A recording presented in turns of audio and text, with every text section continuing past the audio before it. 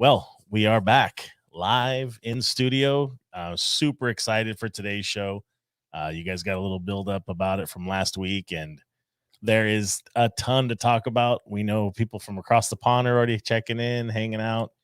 We've got Ron Fleming, we got Amber Zent, and I'm just saying, sit down, hold on, hide the kids. Don't turn it up too loud if you're in the office. I'm sure we're not going to be too PC on this one today. And just sit back, relax, and enjoy, man. Eddie's on the engineering side of stuff. Just wave there, Eddie. Got you on the camera. And then we've got obviously Ron and Amber here. We're going to talk drag racing, state of drag racing, upcoming shows, events. I heard there's some call outs, a little bit of bench racing and some shit talking. I'm sure is going to be mixed in there. Amber Zent's going to talk about some of the show scene and really what's coming up. So if you guys get those questions ready, we want to cover as much as we possibly can, and we'll do everything we possible to monitor the chat. So if you see me looking down during the show, I'm putting it out there now. I'm watching the screen chat. I'm watching my cell phone, and we're going to join in everybody. So let's get to it. I just want to start. We've already been hanging out today. So welcome, Ron. Thanks very much. Bring them damn kids back into the room, because we're going to talk about youth and VWs too. So we want them in there, and bring all them pretty girls around too, because Amber's going to talk to you about women drag racing and their part in shows and the whole scene. So welcome, Amber. She's so pretty, and she makes this place look good. Thanks, Ron. Yeah. Thanks for having me. Also, it's going to be a fun distraction today. I love it. So, but no, we were already hanging out today out at Europa Valley Park. Yeah, it was fantastic. Oh, that's going to be amazing venue. I see one of the Ford brothers already chiming in. So super, guys. We got a sneak peek and glimpse of kind of the new location. Actually, it is the new location. And I'm thoroughly impressed with just the size, the magnitude, and kind of everything. Yeah, the layout, the opportunity. It's going to be a really great event this year. I'm really excited. Yeah, so actually getting a look at it for the first time, you realize how much room that place has compared to Prado, and how neat it is, and plenty of grass, plenty of asphalt. So you Cal guys that don't want to park on grass, we got concrete for you to park on. There might even be, if one old man gets his way, a burnout box. Now, I'm not promising, but boy, it would be fantastic. For some sneaking suspicion, I just feel like the after-hour shenanigans.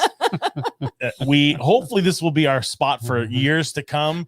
However, this might, depending if Ron has his way, there's a really good burnout box set up. There's a couple good opportunities for burnouts, and yes, there is. And we're just planning. Yeah, it's I'm sorry, guys. Stan and Steve, I don't even know what to tell you when your own community group is already setting you up. But you brought up a great point. I mean, the grass, everything they're already talking about today. Just they're going to do everything they can to make the grass parking area as green as possible by the summer, which is going to be tough because that's a brutal area for some heat. But I think overall it's in really good shape now. Yeah, I think there's just some areas that they need to bring up, but for the most part, the park is really great. So if they're going to focus on some of the unused areas that'll be used for us, then it'll be spectacular. Yeah, and everything you didn't like about Prado is better at Harupa. It's amazing. I mean, you really have to take my word. When we get there, it is going to be the kind of event that will just blow people away. And you better make plans now. And be sure and be there, because that's part of 2 weeks of tremendous VW action next year. So it's going to be awesome. Nonstop. Yeah, nonstop. You've got the east side and the west side of camping. The RV spots are phenomenal. You've got the lake to go fishing in. Two lakes. And depending on how much water we get, there could be a third. There's some frogs in there, but we can go after that. You've got the water park for the kids. There's just a ton of stuff. There's like an on-site grocery store kind of set up, little mini mart kind of thing. I'm thoroughly impressed. I didn't even know the place was there, and I've lived here my whole life. I was just cool. It's one of the few things for 2022 that are going to be fantastic. And without being political, get your shots or wear that damn mask or whatever you need to do to be safe, because we want 2022 to be a better year than 21. And the schedule of events is just mind blowing. I've got schedules for the Bugorama people. I've got schedules for the Periscope Enterprises Triple Crown. We'll go over those and we'll talk about some of the drag races that are happening next year. But if I could right now, I'd like to thank or congratulate the champions from the Triple Crown series and let it lead into, I'm going to do the Powder Puff Girl last and let Amber maybe talk a little bit about Powder Puff. I'm not trying to run the whole damn thing, but I am. So the Triple Crown this last year was fantastic. And Super Stock was won by David Starks, who's winning everything left and right, and was also the best appearing car at the World Finals at Pomona. And that hasn't happened ever, where a Volkswagen, I guess you could call it Carmen Gia a Volkswagen. Those of us that are Beetle guys go, but anyway, tough crowd. He won. And Outlaw Turbo, Anthony Hearns, who is just burying them, just crazy running. Although I'd like to throw out a little challenge of Jason Fuller, who I saw run 560s consecutively, 560, 562, and a 560 again up at Eureka, or was it Eureka? Medford, one of those places not here, and he was laying down some numbers. So it's part of my call out to Northern California racers. I've always said that the NorCal guys will come to every VW drag race that goes on in Northern California. So I'm telling them, come on down, guys. We pay big money in Outlaw Turbo, and you guys can run with Anthony. Not that Anthony's a slouch. That guy's got his program going. So anyway, we'll get back to that. Real Street, which is a fantastic class. And I'm so proud of Mendoza and Ruiz, those guys that have put this together. They did everything we asked for of them. And David Ruiz was the winner this year. And he did a hell of a job. It got right down to the last race because Jesse from Impey could have won the thing in the final. But David Ruiz was running hard. And Jesse pulled a big wheel stand, and so that's history now. And Pro Eliminator by a name you know real well, Scott Kelly, Larry Kelly's son, who has been racing NHRA, had a Toyota for a while, and doing a really good job with his Volkswagen now. And he's running Pro Eliminator. It's okay. I promise not to look like I'm dying on this one. Right, Sorry, last time I was like gagging. Yeah. So Powder Puff, a brand new winner for the first time, Natalie Talbert, and she did a hell of a job all year. And with that, I'm going to stop flapping and pass it over to Amber. Boy, Amber, how are you going to follow it up? Ron came in with guns blazing kind of out of the good already. She knows how. Good Lord. No pressure, huh? No this pressure. Dude came in with a notepad. He's been ready, but I mean, I didn't take notes. That's all right. No, the Powder Puff class is, we're kind of going through some growth spurt right now, and it's really kind of exciting because we've got some young girls out there. And congratulations, absolutely, to all the winners. And Scott Kelly is a little special to us because he's an honorary locals, so he's team locals. And Natalie did. She just had a spectacular season. She tore it up, and everybody really came out to compete. I love the class really because we support each other. We'll look at our time slips together. We'll do all that. But I tell you, those lights start, and it's all sweetness aside. They're racers. We're racers. Yeah, for sure. I didn't get to race a lot this year. I'm actually building my race car like on a budget. So it's one piece at a time. Feel like an old country song. And I did though at the last race at Drag Day, I got to be a cheerleader, and it was really fun because some of the girls from San Diego that started by coming with me to Verona and going and out and doing ride-alongs and learning the lights and learning the timing and learning their slips and everything. With Natalie Sims, and we had Carly Tansen out there, and it was their big race for them to have them out there, and it's exciting. They're young, they're 17, 18-year-old girls, and they've got a love for it. And I was just talking earlier about my neighbor down the street, Madeline. She's got a bug, and she comes over and parks it in the driveway with my husband, and her dad and my husband, they sit there and they instruct her and get her under it. And she's got a love for the car, and she wants to race with us. And so I love seeing the fresh faces and the youthful, pizzazz of the girls coming into the class right now. And I like seeing it too. No, not you, Ron. Oh yeah. So I need you to do one thing for me, Amber. Oh God. I need you to say, hello, Raul. Hello, Raul. Raul Coletta is a friend of mine, and he's on Facebook, and he's in Florida, and he posted on me. He said, "Oh, I know how she looks. I finally get to hear her voice." So there you go, Raul. That's to you, buddy. Oh man. I told my you gosh. wanted to. You know, it's really cool, guys, to see everybody chiming in from around the world. You know, Ron, you've got guests chiming in from north of Germany. I don't even want to pronounce the name exactly, but Crush Marie. Oh yeah. Hey, how are you? I mean, we've got people coming in from Texas. Neil's from Wales is chiming in. Mm-hmm.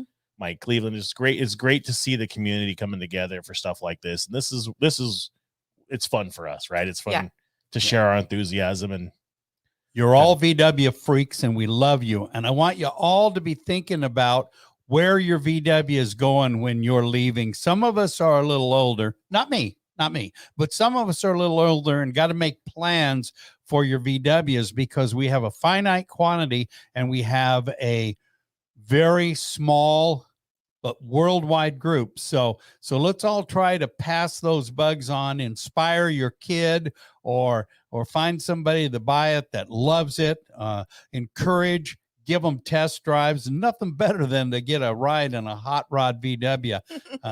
You know, if you got a bug that's got a couple hundred horsepower, oh man, that's some fun. And you might just inspire a young person. And I'm not just talking dudes, I'm talking dudettes too. We like women in hot VWs. So I love it. When I'm anywhere with my car and I see a girl looking at it, I'm like, you want to sit in it? You know how fast it is. Guess what I do with this? Come here, look at the engine. One of the guys in the club, his daughter, we were all meeting up to go down to one of the other club meets, and she was crammed in the back seat of you know, the Beetle with 3 or 4 other people. And I was like, you want to ride with me? And she's like, yeah. So we beat them back after the meet, and I was showing her the engine, and she said her dad was like, man, Candy talked my ear off the whole way home.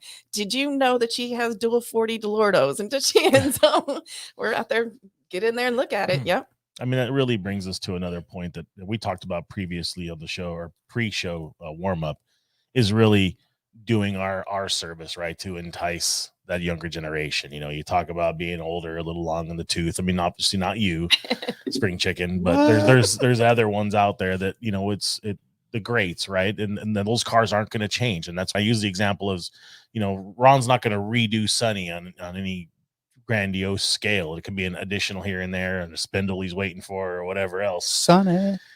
But, you know, to go out and entice, you know, the neighbor kid or girl or whatever. I mean, you know, Blake Wilkie did a great thing and went down to the Santee or the high school down in your neck of the woods.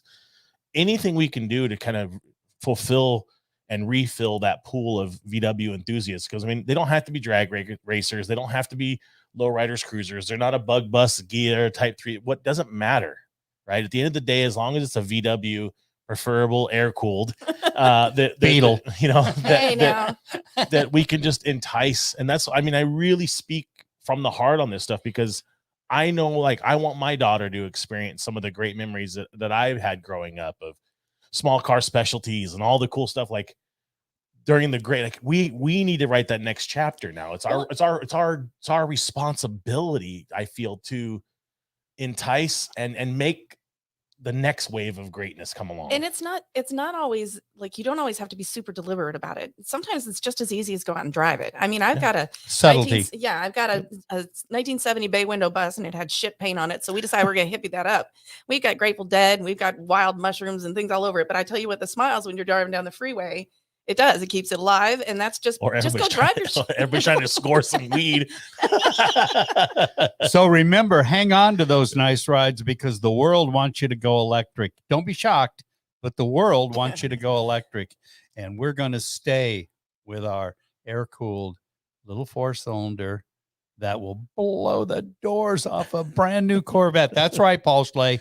We got street cars that will blow the doors off a brand new Corvette. That's for you, brother. I hope you got the app, and I hope you're listening. Well, and then we got Tom Summers in San Diego. He put an electric engine in a Brasilia bus, and he's like, "Come here and look at this." And I just looking at, Tom, it hurts my feelings. I just can't. It doesn't smell right. It doesn't. This sounds doesn't terrible. sound. It doesn't have a sound. It sounds terrible. I got a ride in a Tesla, and I'm not going to say it wasn't really crazy and wild. It's got a button that says ludicrous, and if you push that, it asks you, "Are you sure?" And we did, and it's bitching. Except where's the bow? Oh, and they did that to the Mustang. They made an electric Mustang. The heart of the Mustang is the growl when you start that thing. I just was like, ew. Let's No, be honest. I'm That out. new thing don't look like a Mustang. No, it doesn't. No, it doesn't. No. It doesn't. It looks like a Mustang ran into the back of an SUV. No, and like, stay, what happened? Stay vintage. I had a 66 candy apple red Mustang I drove back in the day. Stay vintage. Keep your air cooled. Keep them alive because that's all we got, right? Indeed. I mean, I love the response. Everybody's kind of chiming in saying, hey, look, not going to happen. IDAs for life or EPCs. Everyone stops and smiles. We roll through, as a good example. And what I can really attest to this is, we've been using the double cab, the MP double cab as our tow vehicle. It looks so great. I was at the World Finals, and here comes a Top Fuel dragster, Cameron Foray. Is that how you say it? Pulled by a double cab. It's like I lost it in the stands. I'm sitting there with my club brother, Scott Piscuma, long live the Panzers. And here it comes. I go, check it out, man. And then there's a big blue oval on the side of it. And it's all cool because it inspires conversation. But I want that double cab. I want to put a 911 in that back of that. Get in line. And that makes what a ride that makes. Still kind of in the same family, Porsche, Volkswagen. By the way, Volkswagen owns Porsche and Audi. For those of you that weren't aware of that, I mean, it's one big happy family. Yeah. So I have such a love for the Porsches, and you just don't have the love for the Ghia. I have a Porsche. I have a black 72 911S coupe.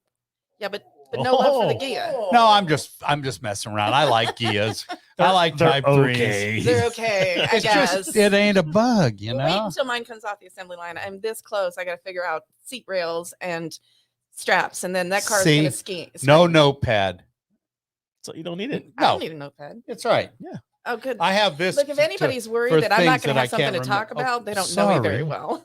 I knew that very well. Okay, this is a great question from Neil Ellis. Says Ron. Neil, I know Neil. He says, Ron, can you settle an ongoing argument, please? Mostly in the UK, quotes. Can a true cow looker have trim? Well, that's a great question. I'm going to tell you that Sonny, my streetcar does have trim on it. Okay. If you're talking about the basic essence of what was termed a cow look car, no. Okay. But sadly, I'm going to tell you something. This is a real sad state of the world right now. If you have a cow look bug, like I think Sonny is, it's down in front, it's got alloys on it, it's got a motor that Paul will blow the doors off a Corvette and down in front. And it's got, if you lift the back seat, there's MSD ignition, 2-step, all the controls. It's got a locking Berg shifter. It's got an aluminum case with a Quaife differential, chrome moly axles. It's all bitching, but it's not as valuable if I take all that off and make it stock as a vintage car, which is unfortunate. Now, there are some exceptions to that rule, but generally speaking, so a lot of nowadays cow look guys leave the trim on. Okay.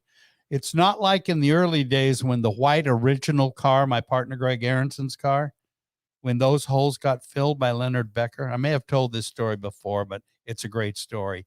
We went to Leonard and said, we need the holes all filled. How much? And hold on, $1 a hole.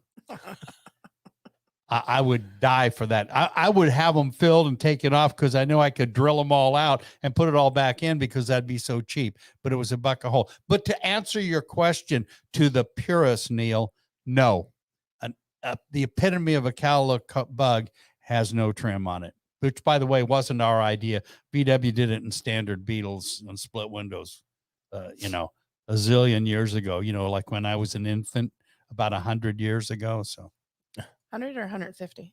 Close. How was the Last Supper? I was pretty happy when they made the wheel. I knew we were going somewhere. Oh, man. I mean, great Neil, question. I'll see you next year. Are you going the bug in, right? The European version. Yeah, I mean, I think we're all in this room super excited about, just getting out and seeing our friends, seeing our extended families, I'd like to even call it, and influencing, new people to go and check Oh, I out the have to show. go.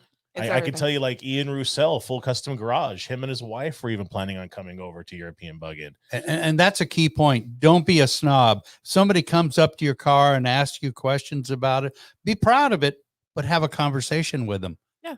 Tell them about it. Tell them what it's all about and everything. Inspire somebody. And hell, maybe they'll buy that thing you got. I don't know. Not for sale. Yeah, mine either. Not yet. Or Danny Forrester saying, "Hey, what do you got to say about gears?" I think Danny's got one of the Hey, baddest Danny. gears. That's a badass key, I gotta Danny say. knows. I've already told him that's my car. That is I said, badass when that car. thing's ready to go, but there's one thing missing, Danny. You got those two great big Ram Air scoops. They need a couple of turbos on them. Next step, right? Yeah. That's car's one of the gorgeous. few. Susie Herbert asked me last week. She said her car was blue all done. She says, "What do you think about black roofs?" I said, "Well, I don't really like them unless it's on Danny's car, because for some reason that dark green and that black just look fantastic." And I told her I didn't think the light blue would be good with the black, but she can do whatever she wants. She asks some old man's opinion, That's the best part about these cars is you make them yours. Everybody's got Right. a different taste, a different flavor. And That's just- another point. When somebody's looking at a car and they're talking, "Oh, I don't like this, I don't like that," and I go, "You know what? I bet they didn't build it for you. I bet they built it the way they like it." Great So point. back to that cow look thing. There's all kinds of cow look, and it's morphed a little bit, but a purist would say T-bars, not bumpers, because I have bumpers. No trim. I have trim, and everything else is pretty similar. So, whatever you like is what you should have. That's curious too. Like, I'm sure some people are wondering just how the clubs even look at that now. I mean, obviously from your club at one at just at their level, and with Deeks, I noticed they've kind of done a little bit. They're just different in What general. qualifies you for membership? Yeah, kind of I mean, stuff, it's just how the variations of it all and how true people are trying to stay to certain things. It's just different. I think it's morphed a lot. I know, like for us in San Diego, there's like 5 or 6 clubs in San Diego, and we don't have a specific spelled out criteria like cow look, but it's kind of a feel. It has to have you put some love into it. It's got to be lowered. It gets a little dirty kind of look, like a little edgy, and that's sort of the criteria, but it's not specifically spelled How out. about this dual 48 IDAs? That's pretty the classic. Because you look at the Panzer cars and the hoods are all open. It's just like, and we did that way back in, remember the dark ages, like the late 60s and the early 70s. And you could look at 15 DKP cars in a row with the hoods open, with every car had dual 48 IDAs. And nowadays in the Panzers, which is still going strong and still a great club, there's a little modification on the appearance. Like I said, Sonny doesn't have no trim. Not every car in the Panzers is no trim. A lot of them do have trim. Some have bumpers. A lot have Nerf bars. It's still the club of the original. It's still the club that originated and coined that phrase, cow look. We didn't come up with it. I've already told the story before. Lane Evans of Hot BW's magazine came up with it, and the logo and the look, the sun and the sea. So, but yes, it's a performance thing, not just a look thing, because there used to be in the rules, you had to run $13.99 or better in your street car if you're going to be a member. So I just obviously appreciate the evolution of it all, and again, it's just branching out to saying, look, everybody has a little bit different style. That we kind of agree to the premise, I guess, of like the baseline, and you can have a little bit of variance. Yeah. And then and again, enjoy bringing more. Clint Cox just says, I just like it when mine runs. So you got to work on that. So the other thing you need to know about the cow look that goes across everything is simplicity of paint, one color. No wild color schemes, and there's a place for that. But if you want to be in the genre of Cal look. It's a simple, basic color. So I like it. So Beautiful cars. I'd like to take a moment and give next year's schedule, if I could, Hey, of what's the going floor on here. is yours. So we have a lot of time to kill. Okay, good. And I'm going to get you cranked up pretty soon. Yeah. I'm like thinking of some good shit to stir. Okay. Well, I don't remember all these dates, but I did write them down. So, let me In look no through my particular notes. order.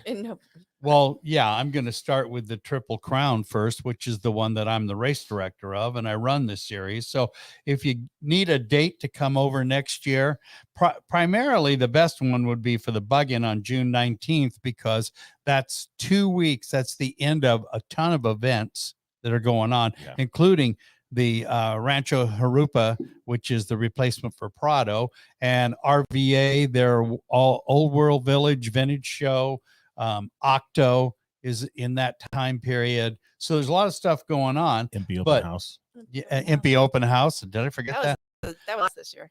Triple Crown Series starts with the drag day on March 13th, the Bug-In in June 19th, and the final drag day on October 30th. And we're praying and hoping that Fontana reopens up. There have been a lot of rumors, a lot of changes. It is not going away. They are not tearing up the oval and making it smaller. I talked to the management. They are keeping it. And so obviously they're probably keeping the drag strip. So they're probably going to be talking about scheduling events. So if they do, I know that Andy Kimball and the Triple Crown management will be right there on the door, finding out how it fits in our schedule next year and what they can do. So I'm going to talk about the competition now. The Bug-A-Rama guys, which is where I race my car, in Super Street. We're going to talk about Super Street in a little bit too, because I got some call outs there and some bullshit I want to throw. But the Bug-A-Rama starts off, they're going back to Phoenix, which is very cool. It's my favorite drag strip because I crashed there, and I like to think because I crashed there, they made it better, because the last time I was there, somebody said, how wide is the lane? You know, the traction and everything. I said, the lane is as wide as the lane. The groove is the whole damn lane. So that was really good. They're going back to Sacramento. That would be May 28th and 29th and September 3rd and 4th, which obviously is Memorial Day and Labor Day. Now, I tried to contact the Fast Four Cartel. They don't have a schedule yet, but they're working on it. These guys have a very interesting way they do the races. There's no qualifying. They draw numbers and you get, first lane left or first lane right. And that's who you're racing and you don't know. And it goes right down all the way through the eliminations that way, which is really fun. And they do a fun job of it. It doesn't really work for us for a point series because we have qualifying points and you build on your performance, but it makes for some interesting comparisons in the Fast Four Cartel. I don't know of any other schedules other than the European Bug-In, and I'm coming, and I'm going to have a really good time. And those of you that are kind enough to let me drive your race cars, I promise to give them back to you the way I got them, and I can't wait to be there. I've missed you guys. It's something I'm really looking forward to, and I'm trying to make sure that Amber goes.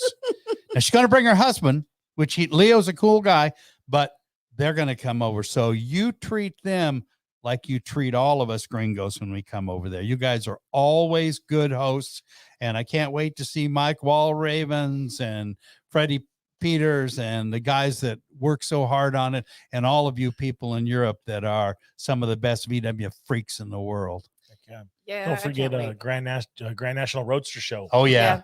In January. That's going to be a huge show. We're the hall sponsor for that for the VW Hall. Yeah, the Schley Brothers cars are going to be inside there. Nice. The Panzers are going to have 3 cars on the inside. What's the date on that? Friday the 28th to the Sunday the 30th. Yeah, and we'll be there on Saturday outside. We're working with the Deeks so that we have Deeks are a bunch of great guys. We have a awning in the center, and then hopefully about 20 Panzers to one side and about 20 Deeks to the other side. So it's going to be a Cal Look rock and roll day. I think we have a good presence at the Steve McQueen show too. Don't we have that one coming up? Yep, that's coming up too. That's a great show too. That's fun really event. a good show. It's all about taking care of the boys out there at, I'm not going to remember the name of the place, but it's for charity. So anytime you have a hot rod Volkswagen of any kind, a custom one, a cow looker, a bus, whatever, and you get involved in a charity event, right on. Which brings me to December 5th, which is the Panzer Santa's Little Helper Cruise for the Lights.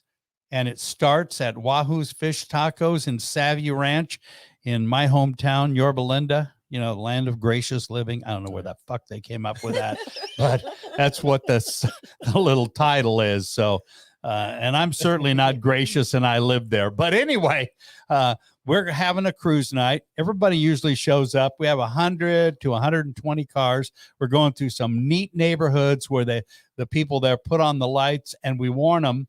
And they love the Volkswagen, so they'll be lined up. So it's a good chance to show off your ride, see how hard the people work for the holiday season. And we end up at the Fullerton Police Department, and you get your dash plaque by having an unwrapped toy, and it goes to a good cause. So come on out. Merry Christmas. Bring your crack ass out there and enjoy it.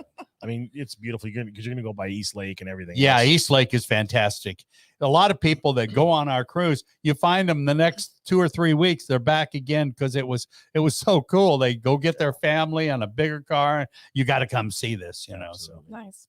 Well, Very look, nice. Steve Ford chimed in and says, "Hey, I delivered Jet A to the Speedway last week. They are prepping both tracks."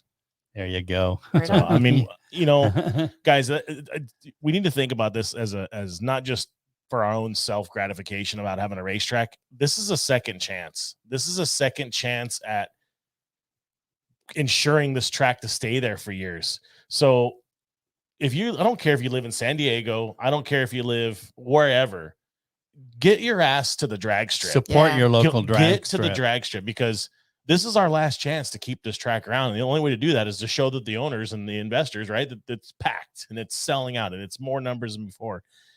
We take for granted living in Southern California that if it's not within a 30-minute drive, we're going to bitch, moan, cry, and That's complain. 2.5 hours for me Yeah. every time I come up here to this. So know this, though. There will never be another quarter-mile track built in Southern California. So we better hang on to the one we have. Yeah. Otherwise, you'll be going to Bakersfield. No. And I love Bakersfield. They make that track work no matter what the temperature is. But keep Fontana. Support. Spend your money. Come to our events. I love the Just quarter drive. mile. You got to drive, Yeah. right? I mean, you got to drive. Yeah, we caravan. We usually have, there's 6-8 of us or whatever. I don't The care San if it's Diego a- people are fantastic about, and I need to work on my Panzer buddies. We need to go to a locals event.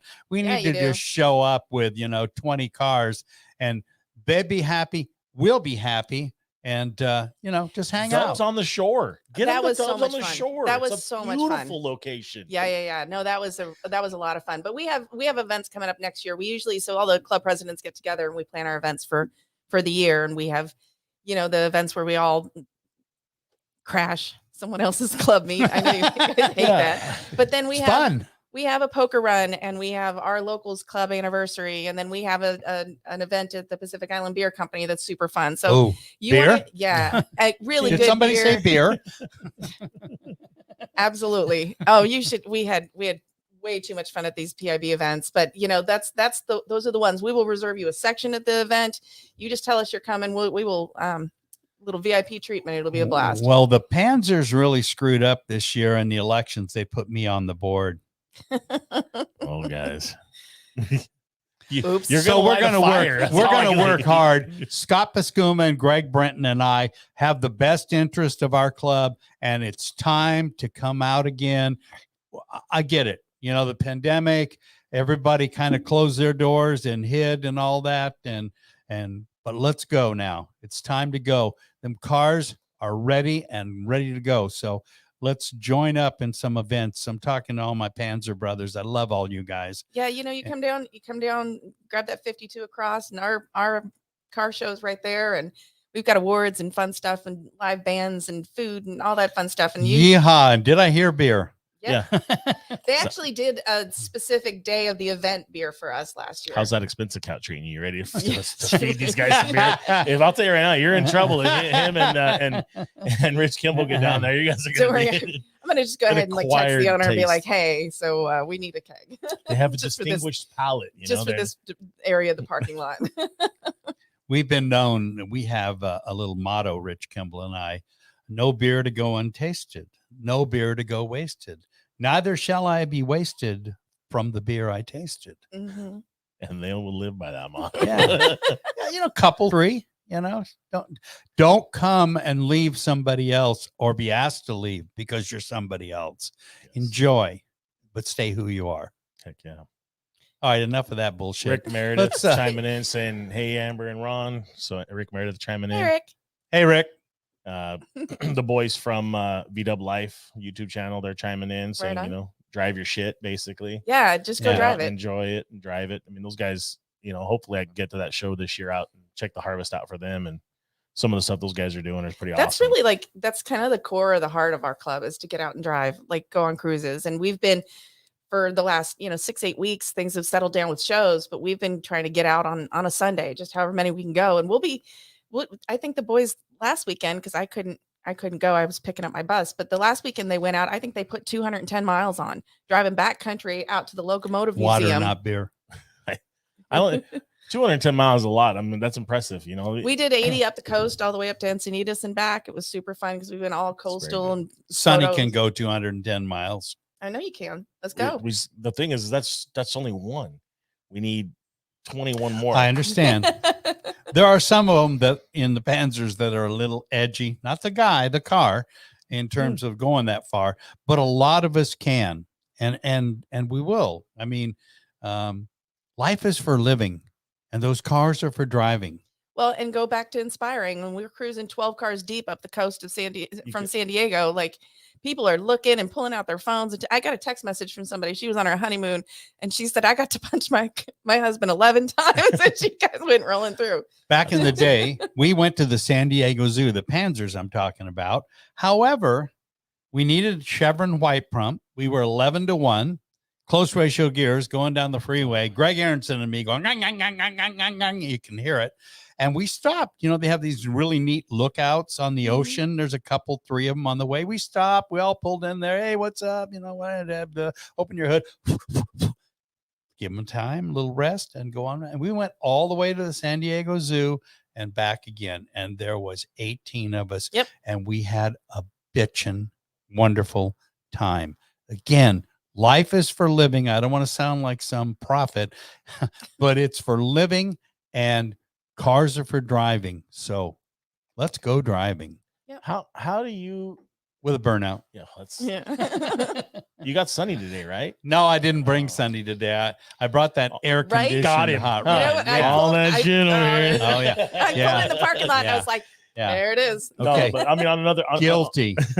Promise. No, You'll but see him. we was all the way out in Riverside. I'll give him a little Promise pass. pass. you'll see him. You'll see him. But Won't see him in Europe, but how do you, even your club or even you, Ron, how do you poke, prod, other than we talk a little shit, razz them a little bit when you see him? How can we get to caravans like the 80s going to Sacramento? People were driving for 8 hours. Like, how do we get the 150 cars on a Sunday to go for a cruise, like a quarantine cruise? I mean, look at how many people are showing up for that stuff. Yeah.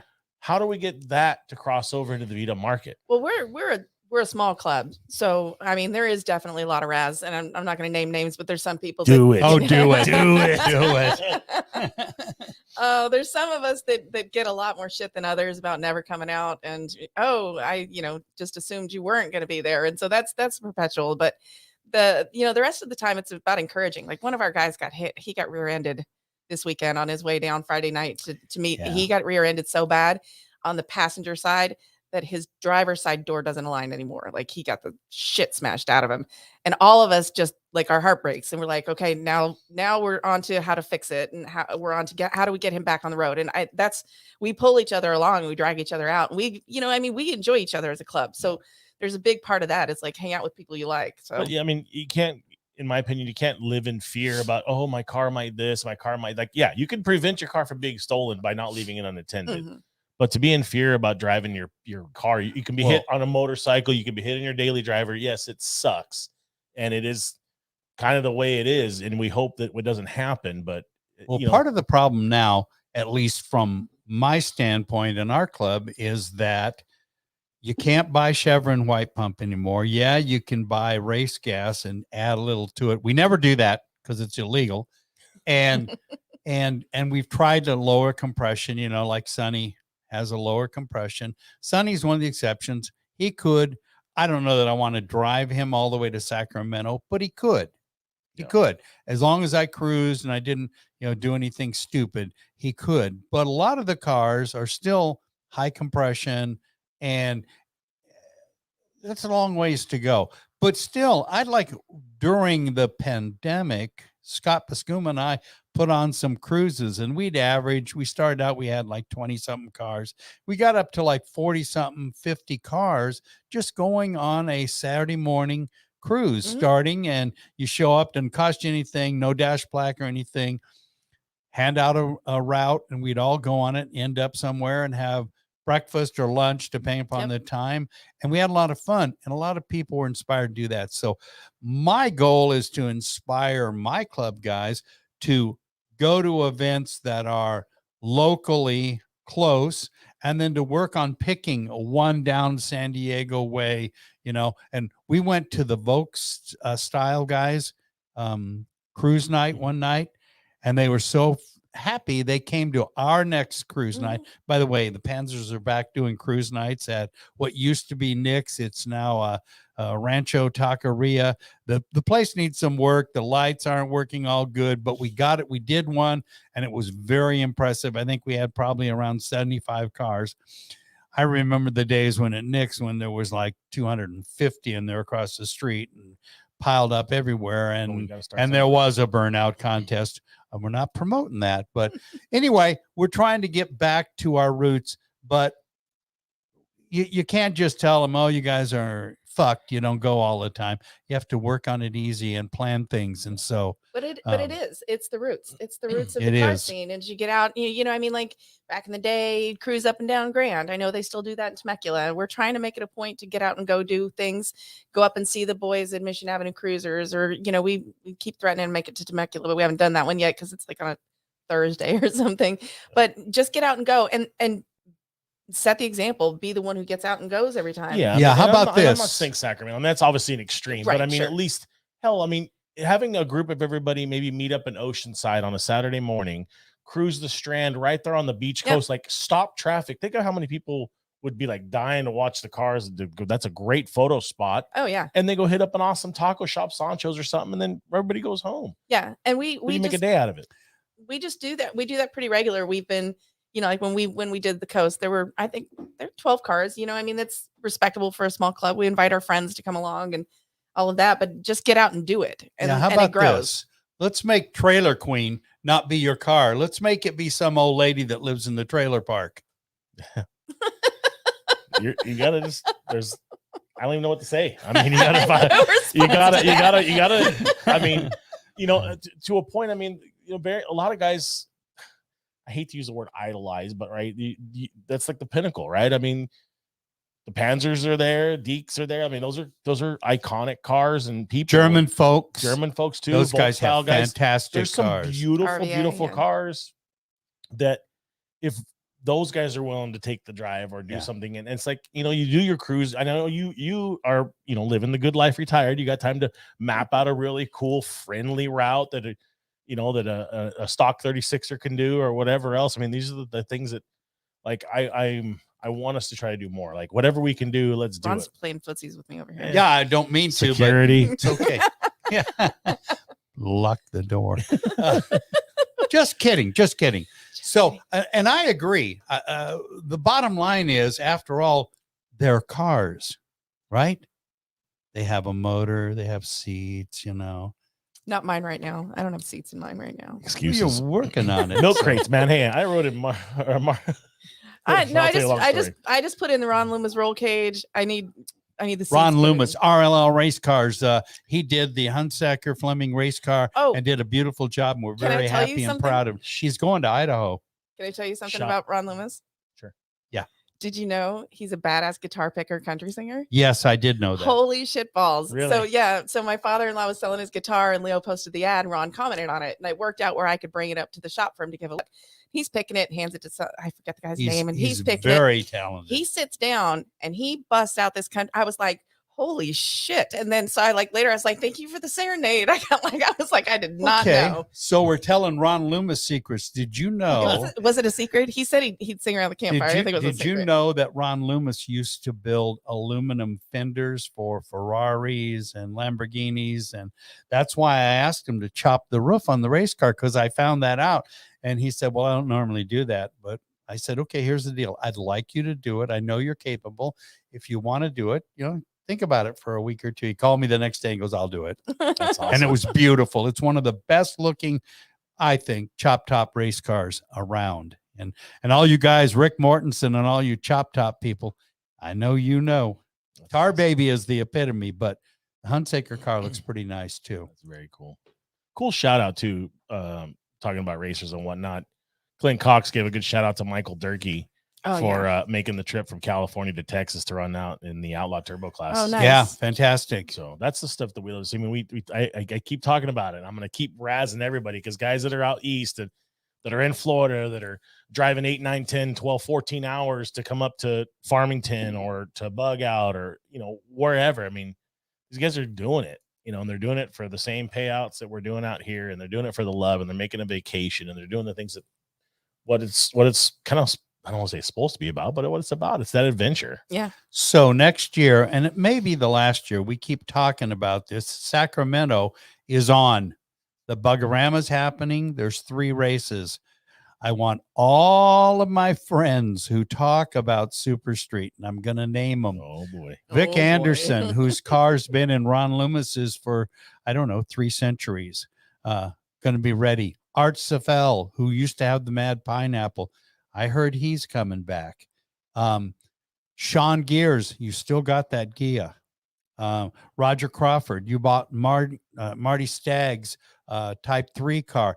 Yeah, I know that it has a Pro Stock chassis, but let's figure out a way. Let's get you to put the weight in. I know I can count on Joe Maestas. How you doing, champ? And Doug Gonzalez. But it's about time that we try to field an 8-car field of Super Street, because I'll be there, and Joe will be there, and Doug will be there, and Jack Sacchetti. I think you need to put a Super Street motor in Ashland's car just for those races, because you told me 5 years ago, keep that class going because I'm coming back. Well, it's still going. And even though I have a broken cam right now, I'm fixing it again. And we will be out there racing. And Super Street is a fantastic, normally aspirated class. And I'd even be willing to change the rules and call it Pro VW naturally aspirated and let Pro Stock chassis run as long as we all carry the same weight. Drop the weight to 10 pounds from Super Street and up from Pro Stock, so everybody carries 10 pounds per inch, and let's go have at it. So I know there's a lot of people, they'll think about it. If you have any ideas and you want to talk about it, you can email me at flemdog911@hotmail.com. Hotmail. Or, yeah, it's sort of like having, you have America Online. Oh, you got mail. Please tell me you still have MySpace. I don't.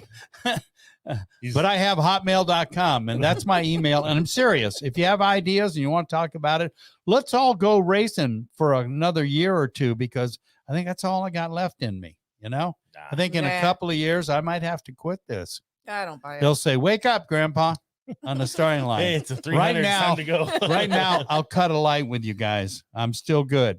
So let's get together. Let's rock and roll. This soapbox is starting to crumble up. So I'm going to stop. But really, I'm calling you guys out. And I'm also calling out Jason Eagums.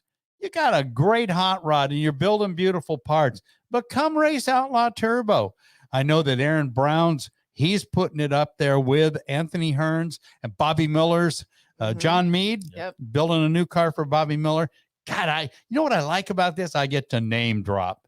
John Mead's my race director for Outlaw Turbo, and he does one mother umping job. He's really good, and we appreciate the hard work that he does. He's like the quiet. You didn't know he Oh, arranged yeah. everything, guy. Oh, in his yeah, back, right? yeah. He's just standing over this, but he made all of that happen. He's impressive.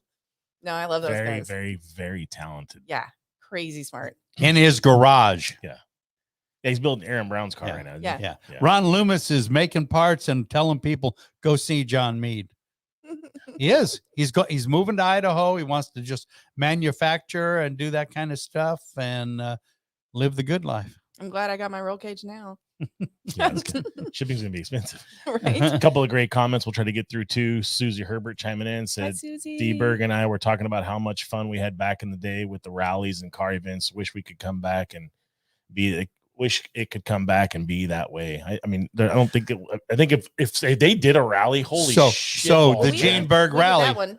do it. Do it. Do it. Well, the last one I went to, they had a photo booth, and I've got all these awesome little photo strips in the house. That was crazy fun. Danger photo booth. You were there. No, he was not there. Sorry. See Sean Brown chiming in. Hi, Sean Brown. This is why clubs are so important and relevant. When the locals meet, it's an opportunity for VW friends to get their VWs out. I mean, that's one of the finest photographers in the South Bay. And who knew?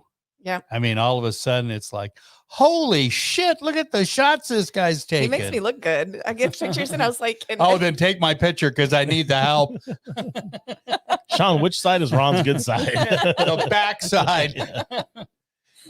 Rick Meredith chiming in again, talking about the call outs, plus keep everyone's car running. We all have the skills. Love to see those two. The two are cussing holy shit balls. Sorry. Clint Cox saying Jason Pointer's got a super street car too. Bring it. Get you some Bring of that. Brian Marvin said, man, it'd be cool to see 8 cars. Would be sweet. You know what? Whenever Brian Marvy's at a race, or Marvin, it's always a joy. Oh, they came down to Verona. You know That what was- I mean, right, Brian? Yeah, Oh boy. I know what you mean. Secret handshake shit again. Look out. I know what you mean. Otter the Overland Bus. I'm sure we'll do a DM us or send Ron an email. We'll get you all the dates. Check out VW Week on Facebook, but we'll definitely post them up again. I'll drop it and I'll get a copy from Ron and I'll type it up and post it up on the Insider Instagram and Facebook page. So we make sure everybody goes. We want to just keep it going. Man, I'm way behind on comments, guys. So I apologize. It's all right. Talk the talk, walk the walk. Let's hear it. Sean Brown's chiming in, says, love you guys. It's good. Aw, love you, Sean Brown. Dino Mendoza is talking about real street class, crowd favorite. Dino, Gonna be awesome. beautiful job. Hard work, determination. What a great class. I'm so proud of both him and David Ruiz because they came to me and said, we want to do the real street thing, which has been tried before and done. I go, here's the deal. Bring me an 8-car field. Do your own tech. In other words, we'll do the tech safety wise, but make rules. And I said, the less rules you have to have, the better it'll be. But point taken, they did exactly what I asked them to do. And now they are a standard class on the Triple Crown. We're going to have an awards banquet in January. They'll be there. They get payouts just like the other classes. By the way, the Real Street guys are looking for some sponsorship help. So maybe the Blue Oval might be interested. I don't know. I'm just kind of throwing it out there. Just wondering. Ford? Yeah. I think the Blue Oval says Impi in the middle of it. Yep. So anyway, I think you guys ought to get out and shop it around because it's a great class. You guys do a great job, as are all the classes. Mike Herbert does Pro Eliminator and does a great job. By the way, Mike Herbert's talking about changing the rule structure. Attendance has fallen off a little bit, so we may be talking about widening the ET bracket from top to bottom. So if you have any ideas on that, email them to me and I'll pass them on to Mike Herbert. John Mead does a great job in Outlaw Turbo. That's why I'm shouting out, because we had 4 cars at Outlaw Turbo at the last drag day. And there's 3 or 4 guys that didn't come that could compete. Did I say Jason Fuller, Jason Eagums, Brian Marvin? And Brian Marvin, kudos, dude. You came to Verona. That's a long haul. And I thought that was very cool, but we'd love to see you in the Triple Crown, and you could go toe to toe with Anthony Hearns. I know, Anthony, you don't think so, but I hope they're coming, and we want to have a big show next year and make it a worthwhtle deal. All right, shut up, Ron. The best part about drag racing is anything can happen. Yeah. That's right. That's why you still run it. Yep. It's an addiction that that you can't explain. Susie, great to have you chiming in on the show, by the way. It's been too long. And she said she will get it together. Another rally will be in the books soon. Fantastic. Love to see it. I mean, so many great moments, from burnouts at Knollwoods to people on the shoulders of others stretching for the tickets as high as you can reach, trying to find out the tallest person. Obviously, I'm vertically challenged to a point. But just so many great memories are there, just shenanigans. And I think that's the camaraderie to just keep going, and then you can keep pushing buttons and razz your friends and just grow it, and caravan to it. Just the more we can do local. I mean, I've even offered here, hey, let's do a cars and coffee here. Yeah. I said, look, man, I'll bring the donuts and bring the coffee. Let's just do it. Let's do it, every quarter, do it 4 times a year. Just give somebody an excuse to get out and drive their car, and donuts. By the way, the MP open house was a gas. It was very cool. It was a lot of fun, a lot of great work with my team here. Need a couple of concrete barriers and a burnout box. Yeah. We actually got we did some good striping in the front there. We got frowned upon. Let's just say that. There was a video that leaked out that was definitely frowned upon, and we were politely asked not to do it anymore. However, the dyno definitely was a crowd favorite. Yeah. And I think we're planning to do that again this year. I think a lot of people enjoy driving the car up on the dyno, and if we could add a second step to it, if possible, to where we utilize our engine dyno room and kind of bring a different animal too. So there's some thoughts. We still got time. It's still early. I'm just trying to get through PRI and the rest of the year, but it'll be here before we know it. Man, there's some great comments. I'm trying to get through them all. It's very, very active chat room here. That's just from Facebook, from YouTube, from wherever. Real Street's fun to watch. We still got Unlimited Street too. Yep. That if we can find an event that works, and that's where Fontana would be great. If we can get a race at Fontana, I will definitely be on the horn with Dominic Lupino and making sure we get that handled. I mean, he was gracious enough to appoint me that role to run it, but it's gracious, or he got out of it himself, sucker. But that's obviously one of my favorite classes. I mean, I love the extremeness of it all, and I would love to see it at least come together. If not here, Vegas, would love to see. Vegas is still in the works. I mean, I talked to Corey late last week, and today's Tuesday. Yeah, so last week, we're still working on dates. I mean, we really want that first week in October date to keep from everything, and just tough. But I mean, that'd be another great outing for everybody to make it a fun event. Vegas, baby. Love that track. That is a fun track. I haven't. It just is a little too high. It just needs to be about 5,000 feet lower. Well, that tailwind comes up though. It blows through there. And I will tell tailwind's a good thing for you. Yeah. I will tell Unless you that break out. When the PRA back in the day, when Super Street had a lot more cars and the whole everything, the Bugorama stuff, we went to Denver. And those people at that track treated us so nice. The whole family that runs that are fantastic.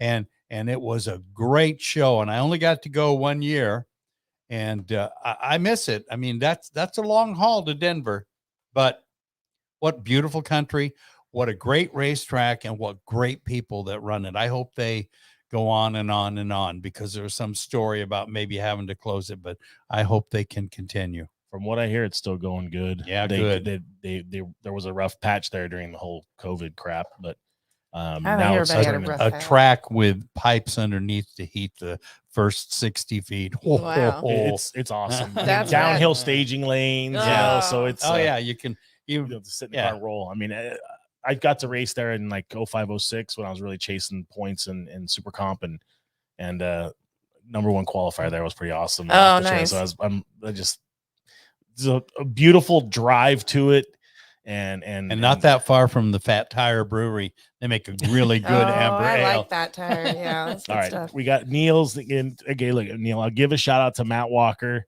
The dude's not dragging his feet on the Inch Pincher 3. That motor has landed here, so we got something coming. That car will be at European Bug-In. So very happy that one of our own family members owns that car now. It's back in the family, and looking forward to having that car out at.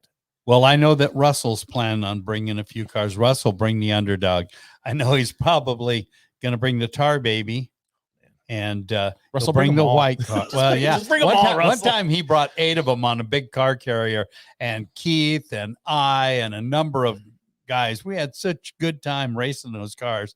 You know, things that never happened, like the Underdog against the Tar Baby. That never happened, but it did happen in Europe. Yeah, I mean, well, he brought a lot of cars in 2019. Oh Yeah. Oh yeah. That was amazing. The Gasser reunion. Yeah, we had a lot of fun there. That's, And my partner got to drive the Tar Baby, and I drove the Underdog. And I just told him, I said, let's go. I said, well, I don't know. It's been a long. They don't care. After second gear, you can ease off. Nobody cares. You know, it's the starting line and all that stuff. And I said, but I will leave on you. it's a damn city street that's great for burnouts and to leave, but it's gonna leave in smoke. It's gonna blow. No, I'm talking about Fontana and the Gasser reunion. I was thinking, And he broke the gearbox in the Tar Baby, and I was gone. so shit. Chip Rodriguez, great point. Specified there are 2 different Triple Crowns. It just kind of worked out that way. So there's the Triple Crown that the Periscope Bug-In race series. It's our drag racing Triple Crown. Yeah. And then we end up doing a off-road Triple Crown as well. Like, it just kind of worked out well. Right.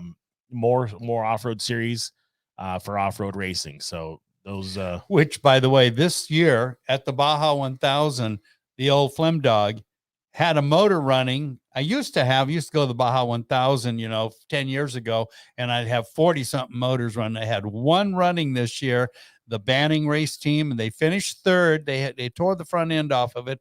At the time they were leading in class 12, but it's all good. The motor finished. They're happy. I'm happy. That's all you can ask for. Yeah. I mean, don't leak and it runs good. Yep. Sean Sugar chiming in says, sure missed the Denver races. Johnny, man. Yeah, they were fantastic. That's another cat that I love watching. Still out there. John Sugar? Yeah. Oh, yeah. And Jamie, his wife. Oh. She's a great help on the Triple Crown drag race series. I don't know what we do without her help. That's the one thing about this hobby is the quality of the people, the camaraderie, and and just you can't say a negative word about either one of those 2 people. They're just first class. Try being nope. Try being a woman in just about any other brand of car event of stuff. motorsports. Yeah, no, it's just not the same.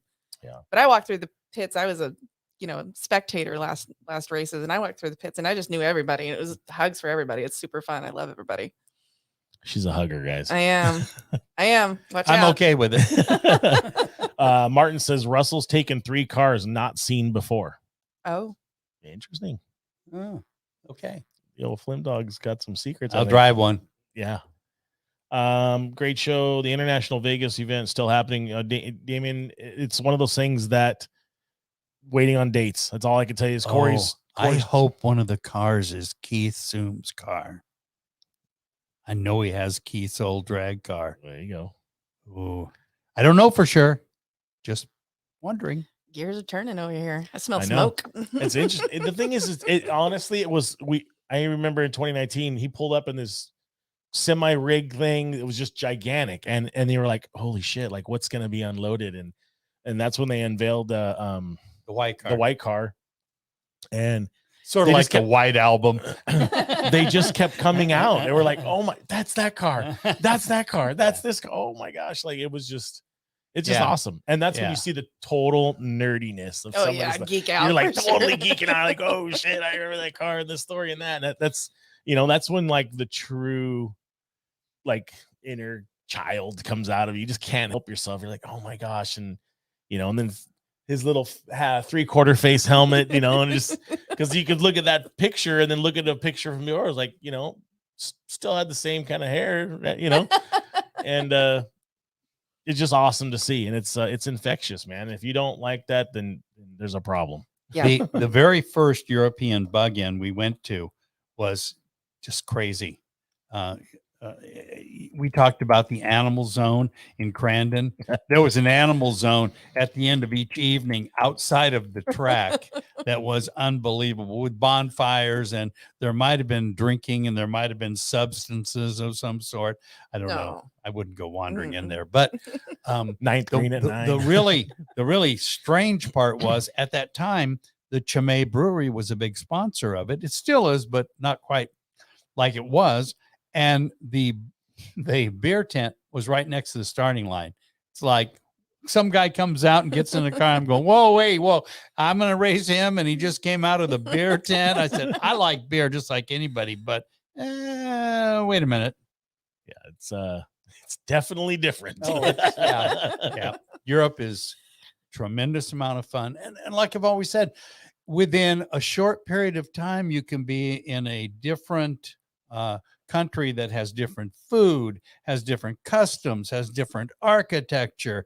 It's amazing, night and day difference, from Belgium to Germany to France to Switzerland to Italy. I mean, it's amazing. And you can be driving in a car in just a short period of time, everything changes. And no longer it's a bummer they don't stop and say, we need to see your papers.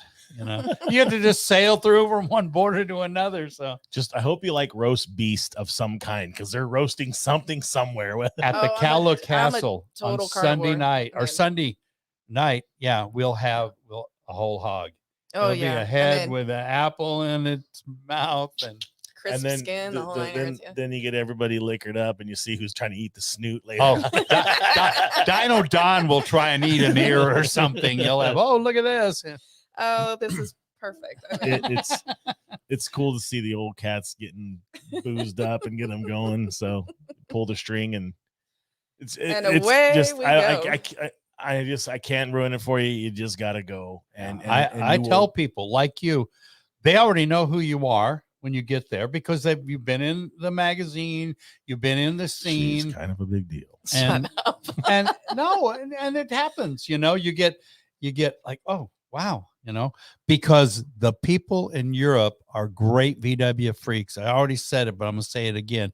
Treat her like you treat all of us gringos. Thank you. Well, guys, it's been a wild one. Oh, we're done? No, I'm just like, I'm like, wow, it's an hour. We've already been over an hour. I'm just like, I want to make sure we cover some of the other stuff that you want to cover before I forget, because we're going to start going down the memory highway. And I know some of the people in here are like wanting Ron to tell some old secret stories. I promised not to be historical, and I'm trying not to be hysterical. All right, Ron. Lucas Hand chiming in. Old boy asking, what setup would Ron do for Real Street? And I can pretty much tell him probably what it's going to be. Okay, well, first of all, there's only one size in the world, 84 by 94. And secondly, here's the really good thing about Real Street. You can buy off-the-shelf parts nowadays. You can go buy machine-ported heads, and there are various levels of airflow, and you can get some good advice from people, and you can buy a cam off the shelf. And because of the rules, you can't use a roller like I do in Super Street. You run a flat tap at cam. There's limited choices, and everybody knows the choices that you run, and the knowledge is out there, and anybody can buy off-the-shelf parts and build over 200 horsepower. Now, the details come in putting it together and blueprinting. Really blueprinting a motor. A lot of people use that term and don't really do it. That means that all bearing clearances are exact and what they should be. All side clearances on the rods, the cam timing, you dial the cam in, you put it where it needs to be. The piston to valve interference factors are all set up, and everything has to be close and everything has to work right. Your carburetors are dialed in. You dyno the motor. You work hard on your setup. Your car leaves right. You have the right gear. All this stuff can be found out, and anybody can race Real Street, but it boils down to the guys that work the hardest and do the best job at it. So that's a basic short how to do it.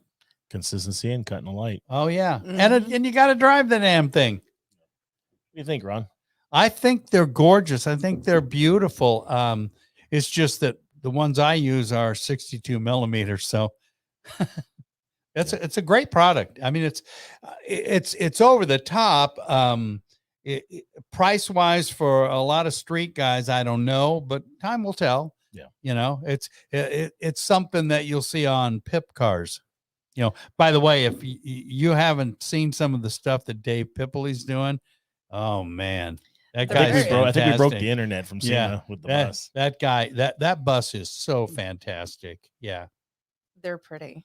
We need to see a bunch of those lined up on some of the Panzer cars and Deeks to separate themselves a little different. Yeah, you're going to separate your wallet too. Right? they're- Well, see, here's that internal struggle, right? One of the things we always hear on Make it better. Everybody's like, "Oh, build American, build American, build American," but that's going to come at a cost, right? Yeah. And that's the thing Yeah. that we've got to understand. Like, you can buy and source and build good parts overseas. You can, but people got to realize it's not cheap. No. No, there's a market for this for sure. There's definitely the people that are like, I want the over the top and I want the best of the best. And so they're going to come get it. But there's still going to be people who need the basics of Well, it. of course. I mean, this That's is the basics, It's yeah. not for everybody, right? Yeah. But the thing is that it's uniqueness, it's design and develop, it's done in house, It's bitchin'. It's really pretty. and it's sexy. Yeah. Yeah. My old buddy Don Crane, back in the original day of the Panzers, when we went to Carroll Shelby to buy some 48 IDAs, right? We went there thinking we were going to buy 2 pair, one for him, one for me, and we asked how much they were. The guy said $125. I said each. He goes, no, for a pair. So you bought We them went, all. what? We bought 8 of them. Yeah. And Don Crane, Professor Crane, used to take an IDA and he go, you know what the cool thing about these are? I said, what, Don? He goes, you just lift this up, open it up, and he said, you can see the mountains. It's like the best binocular you ever had. We were young and silly, but yeah, that was a fantastic deal at Carroll Shelby's. $62.50 each. Wow. Mm, That just shows you things have gone up a little Yeah. bit. a little Well, bit. just like the cars, Plus, right? Yeah. they weren't as pretty as these, but they were 48 IDAs and we had them. Yeah.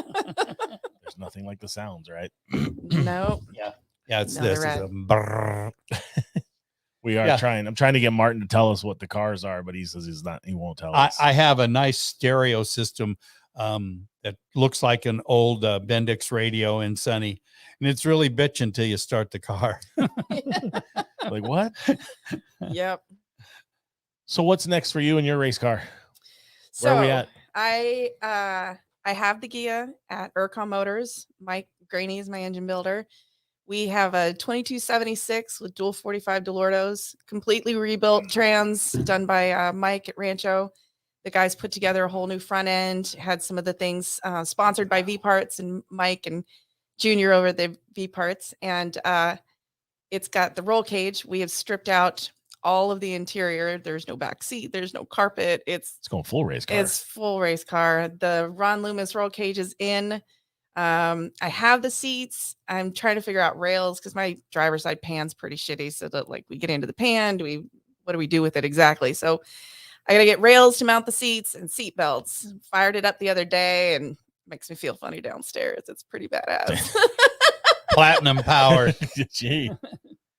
All right. Yeah, so I'm excited about it. He is a detail guy. He's got like I'm building an engine in this section and I'm building an engine in this section in his shop and Nice. meticulous. I used to do that. Man, so long. I used ago. to have.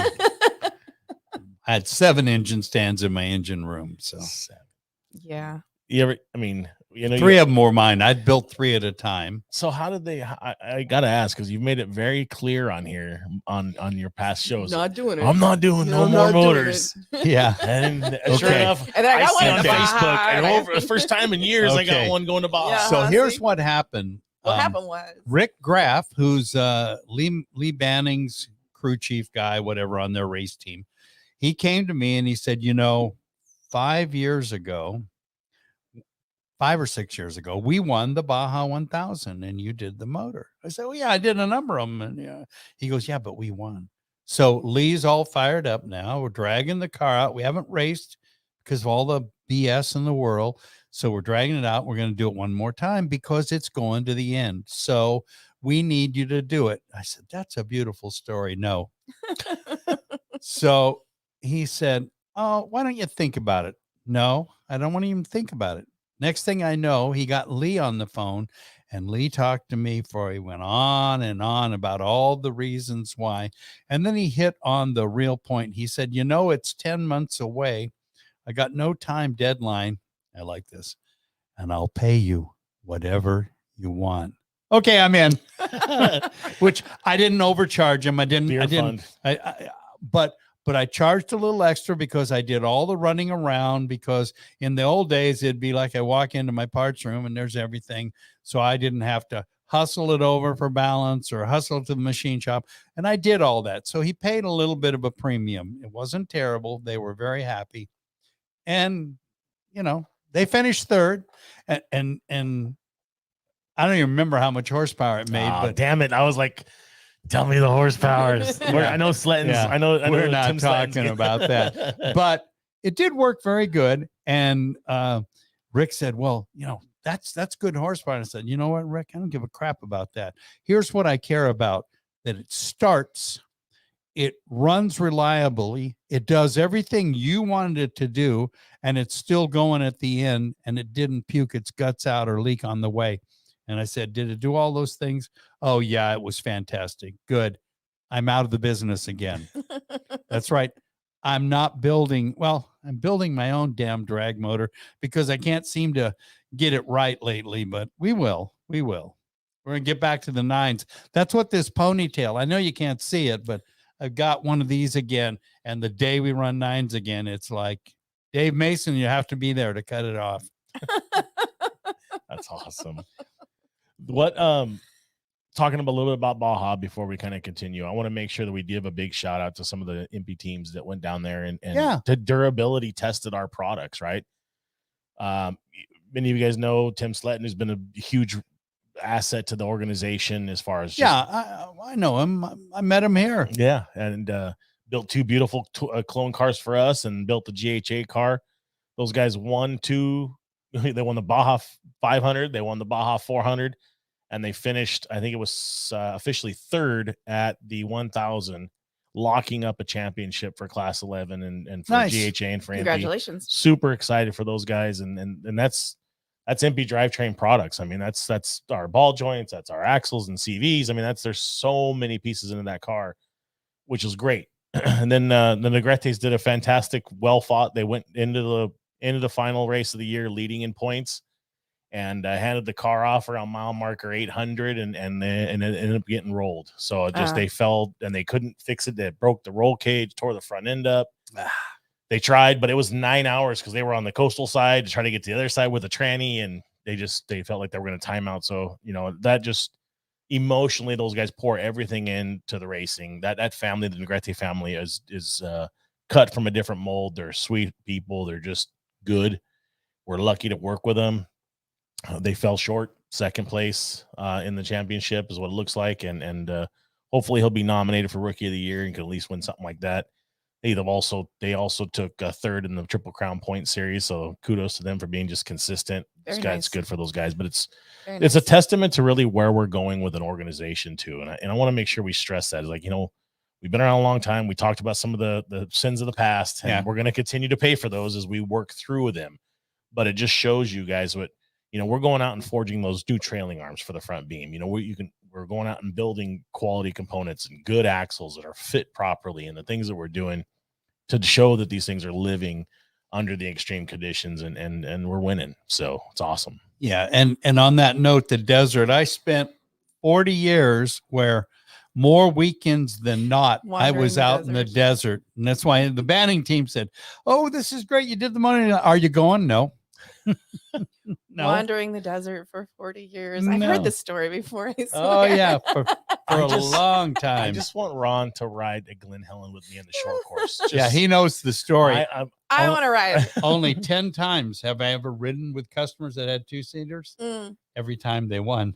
Oh, So I stopped. I said, I see. Maybe the here we go. planets align. Here we I don't go. care. 47 other people's shit blows up. It's whatever it takes. But I just for me, it's just that experience, man. It's to be able to share that and to ride with one of my heroes growing up and one of the legends. So just to sit here to shoot the shit and to talk cars about the stuff we love with cats like you, I appreciate it. So yeah, for sure. It's good to see more of the people chiming in here. Tony Walker said, great to see you, Ron. Baja Larry with Larry Sr. I love you too, Poppy. It's good. We'll hope to catch up soon. Hopefully we don't have to wait till December before the award ceremony, but crazy.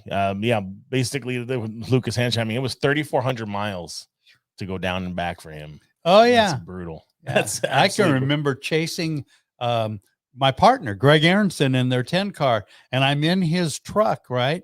And I'm trying to catch him over the mountains to let him know I'm on my way, and I went, last thing I said, well, I don't know if you can hear me, but fucking A, your truck will go over 100 miles an hour. I was going 115 miles an hour down the Mexican highway. And when I stopped in down below San Martin, I turned around, there they came over down the mountain, and I was there about literally 2 minutes before they pulled in, and we had to gas them. So I'm pulling dump cans out. You sound like you're ready to go again. Oh, we had tacos and beer, Ron. Right? Yeah. I'm chasing for somebody that said, what do you need? I said, I need Mexican money for gas.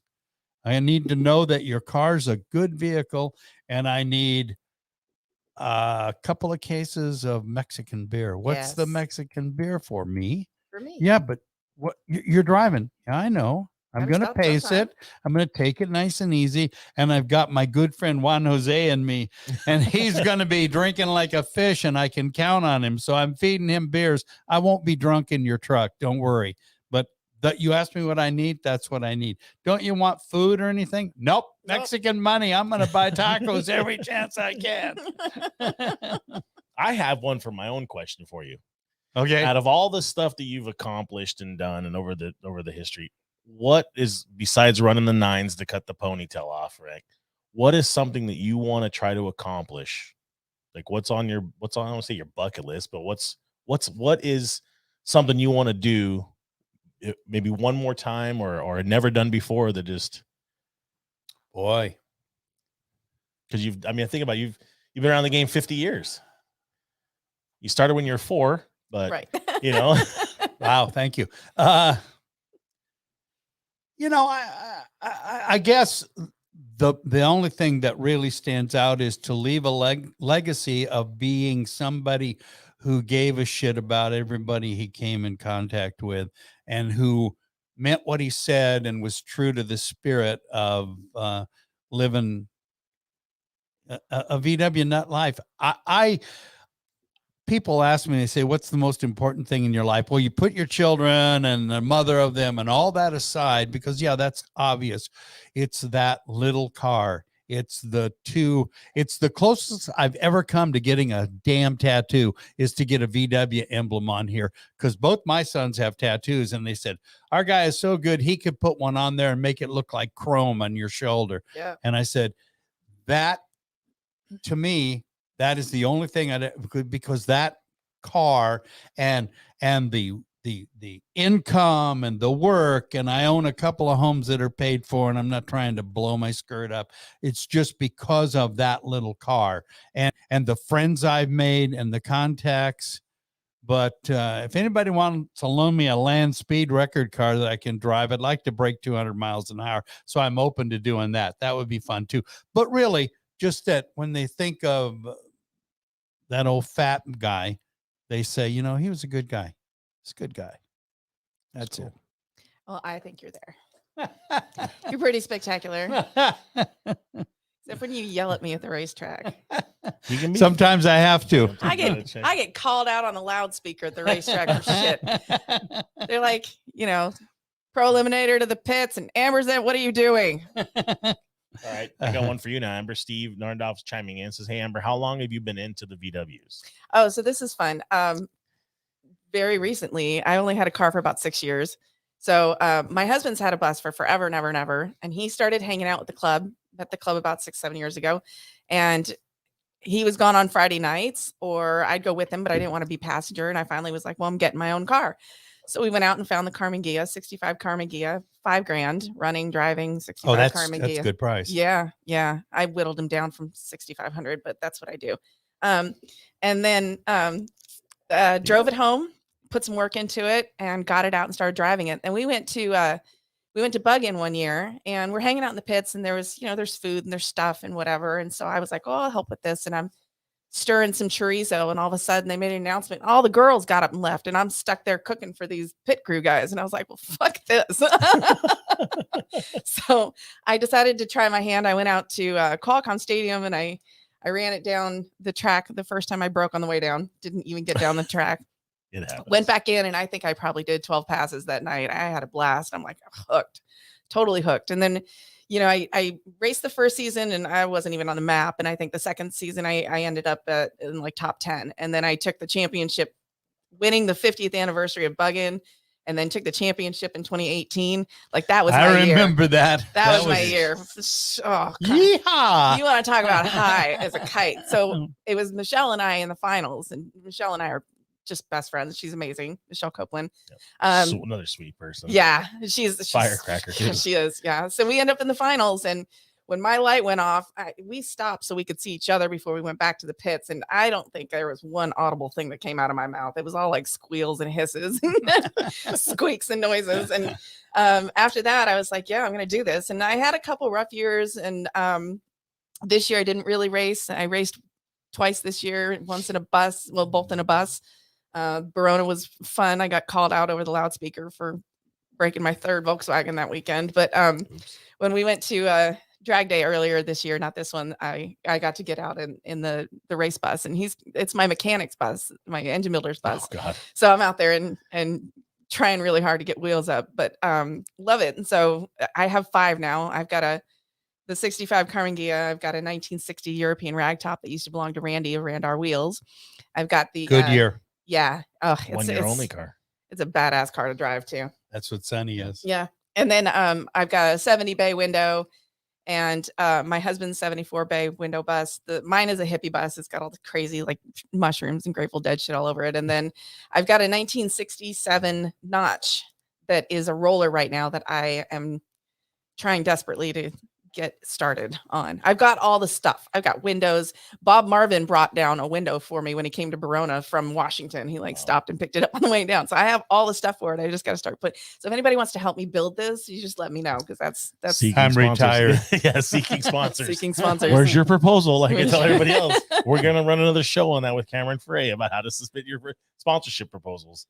It's not Bachelor Eyelashes anymore, huh? No, Oh man, I'm screwed. Yeah, Ron's got you covered on that one. Yeah, so that's my journey. I've had like a ton of fun with it. I became president of my car club last year, and so it's been about a year and a half. And I just love the club. I love everybody in it. They're rad. Everybody contributes something different, but it oddly enough, it keeps me sane. My group of weirdos. Same-o. I love all the Panzers. However, there's no president because nobody wants to take the blame. We have a committee. It almost sounds like it's a Russian thing. Are you on the committee? No committee. I'm the only like designated title. We don't have. Everybody has a say. Everybody has a vote. And by the way, Steve Neendorf, you got some nice cars, and he has a nice impy collection, Mr. Neendorf. I like it. So is there any more questions that people want to rattle down, or? I'm trying to get through them all. Sean Brown's the photographer. Sean Brown says Amber's not only our locals president, but has contributed so much to our club since she's gotten into VW. Aw, thanks, Sean Brown. Very, very cool. Plus, I'm a really good cook. Awesome. Ask him about snacks sometime. Snacks. What do you think's been one of the best? I don't want to say, I guess it could be some of the best innovation as far as hot rod VWs go. Or where would you, or better yet, what would you like to see happen next to keep it? I know you're not a big fuel injection guy or any of that stuff. You want the seeing of the carburetors. what would you, if Ron could say, hey, I want to build something specific for air-cooled VW, what would it be? Oh boy. If you're asking me what came along that was a game changer, drop spindles were a real game changer, because all of a sudden you could go down 2.5 inches and the ride was exactly the same. No changing the torsion bars. I mean, we go beyond that. Like my car has drop spindles and has an adjuster, so I can get a little more out of it. Back in the day, the rule used to be it had to be 24 inches to the center of the headlight. And I got pulled over in downtown Fullerton and it was 17.5 inches. The guy said, we gotta fix this. I said, yeah, okay. But it was a fix-it ticket. So it would be nice if somebody produced short shocks that were as good as Coney's, stuff like that, or KYBs in a shortened version, so that when you lower the car, you still have full travel shock or as much travel, because you start compromising the way the shock works. It would be nice if, for the guys who really like it low in the back, I'm not a big fan of that look, the duck ass look, or whatever you want to call it, with the stink bug tires. Yeah. They could use camber. some real short rear shocks that were good shocks, not just looking around. You used to be able to buy a Fiat shock and use it on the front, but it wasn't, the weight it was rated for wasn't comparable. So it was just motor parts. It's all been done before. So I don't know that I like fuel injection. It's just, it doesn't fit in the scene, although it's smarter. If somebody really does a nice job, Alan Weiss in our club used to have a really nice fuel injection system, and it worked bitchin'.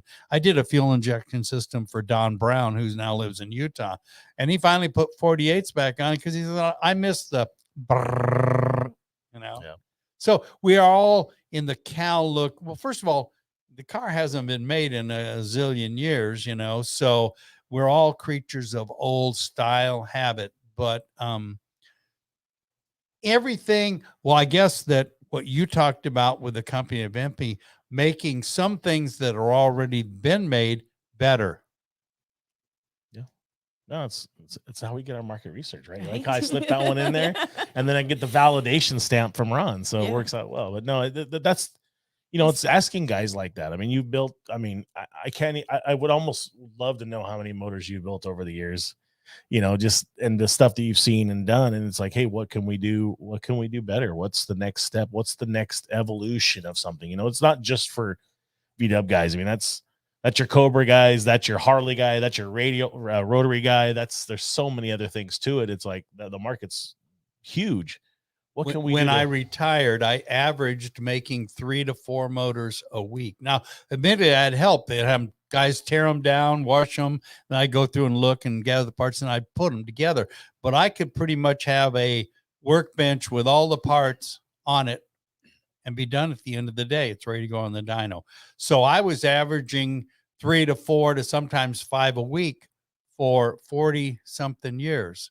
So we figured at the time I retired, I probably built more air-cooled motors than anybody else alive at that point. Now, there are some younger people. I don't know the rate that they build them, but we got into off-road racing where, like I said, we'd go to the Mint and we'd have 40 to 50 to 60 race motors, and then we'd have 80 or 90 pre-runners out there. So we had a lot of shit going on. All of them big, all the time. Fan shrouds. Yeah. We had our logo and our key, and it was something I loved doing, enjoyed doing, and I made a good living at it. So I'm okay. Rick Meredith says, hey, Ron, you dropped my 67 at Fat when you were on Howe Street. Must have been 1978. And dating you guys in here. Fun fact, I was born in 1978. Oh, I was 4 years old. Carry the one. I don't have enough appendages. Yeah. Take off your shoes, bro. Yeah. So I still don't. 67 Don't aprons. 67 aprons. I don't need one more. About. Then what do you beat up life? You guys chimed in and said, what do we do to get younger folks involved? I mean, you inspire them. We talked about it earlier. Yeah. You give them a ride. You talk to them when they want to talk about it. They're going to be inspired or not. you can't force anything on them, but you can say, oh, hey, Well, you can't force anything on him. Like, my kid won't have it. My kid wants nothing to do with Volkswagens. He actually wants nothing to do with driving. But I've got like, I think there's 4 or 5 young teenage girls that are totally into it that I'm like, yeah, let's go. Get in the car. Let's Wait go. a minute. You don't have a child old enough to drive. I have an 18-year-old son. He's going to be 19. Holy moly. We don't believe it. We believe it. I just said I was 4 years old. We in don't 78. believe it. Come on. I'm older than Corey. Come on. Sheesh.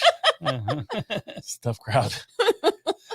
Like, especially for the VW life guys. And to get to your point first, I think that even though they may not want it now, right?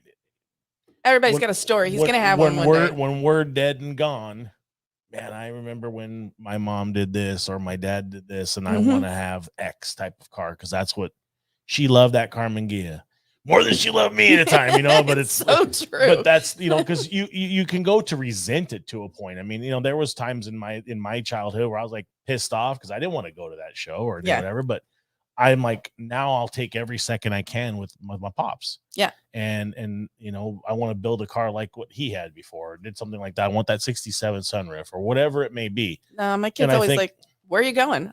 I'm like, duh. I'm going to a car show. Yeah. She's like, do you see the shirt? I'm already going. Right? Like, again? Yeah.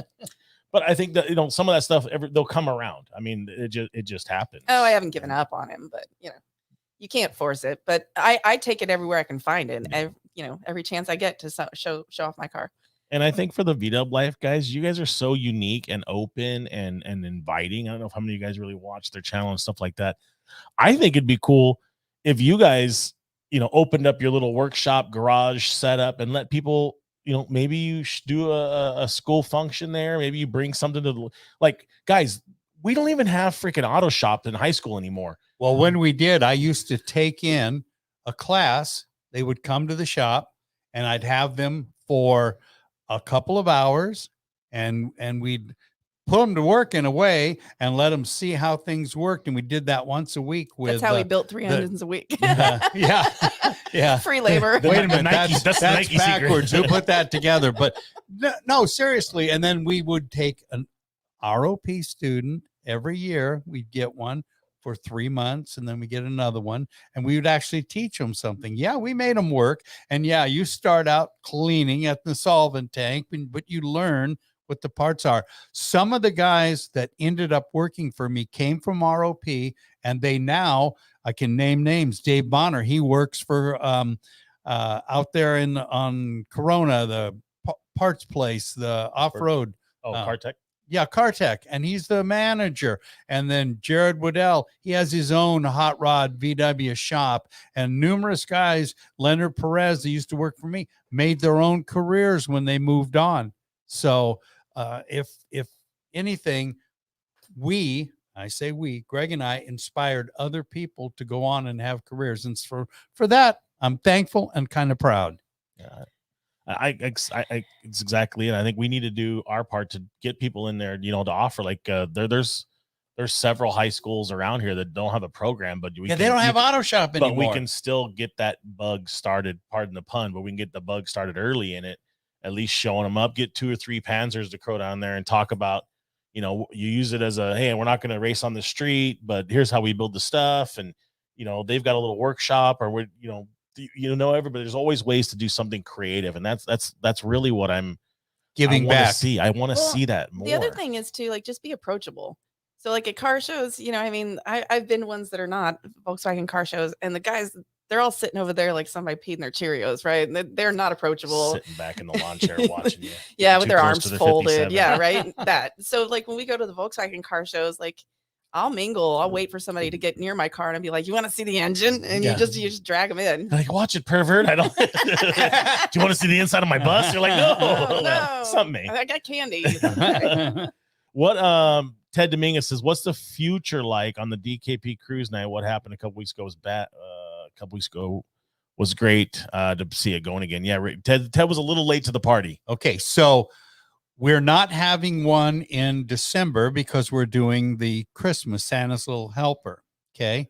But when we get into January, the plan is to try and do them every other month, let's say, try to do 6 a year just to see how it flies. We need to talk to the people at the Taqueria Rancho or Rancho Taqueria. They have some lights out. They need some work to do.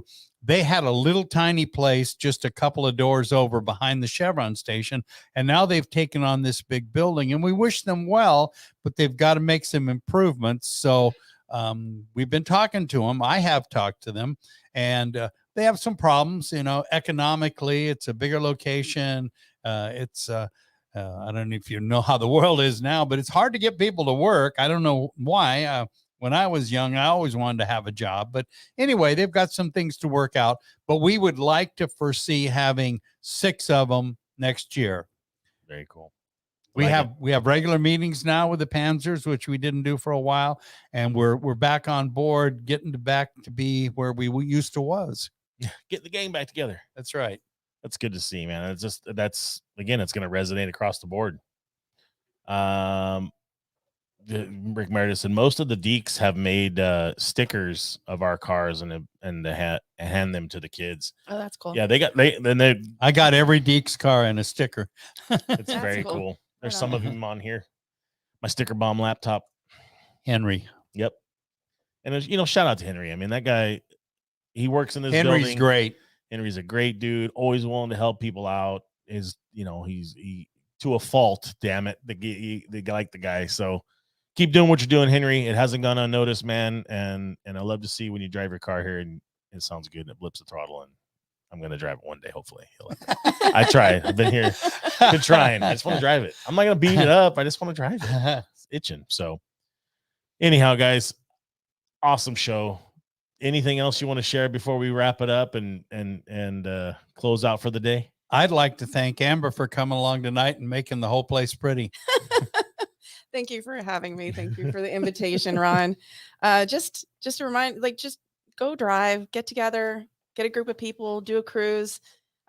Super thankful for everybody who supported me in my racing. The Powder Puff group and everything that Susie does and Kathy does to keep that class running like a spinning top is amazing. I've got, great support in San Diego with V Parts and ERCOM, and I'm grateful for all of them. So just want to make sure I give a shout out. And then my husband, who puts my stuff back together constantly. Tolerates it. Oh, he does. God, he's so patient. I mean, I'm not easy to live with, but Leo's awesome. So thank you to him and to my club for being amazing and putting a little faith in me. So just some shout outs there. Thanks for having me. No worries. Glad to have you. And that, folks, is a wrap. It's awesome. Well, guys, I mean, I don't even know what else to say other than a freaking awesome episode. One of our longest. We're 2 hours, 45 minutes into this thing. Really? And I know we could just keep talking Volkswagens because we love this stuff. We love what we do. I love what I do. I love to share this stuff with great people. A couple things to keep in mind before we wrap up. You have the DKW show in Mexico City, 3rd, 4th, and 5th coming up here. Love to go, but you've been invited. Driving. You've been invited. I know. Alex, I'm trying. He's even in here right now saying, we need. I love Mexico City. It's a fantastic place. Never been there yet. Oh, yeah. And looking forward to it. Looking forward to doing a show live down there with them. So hopefully everything will work out well. But 3 times. So yeah, DKW show. We've got Thanksgiving around the corner. I want everybody to have just a wonderful Thanksgiving. Spend time with your loved ones. Appreciate the time that you have with them and enjoy every minute you can get.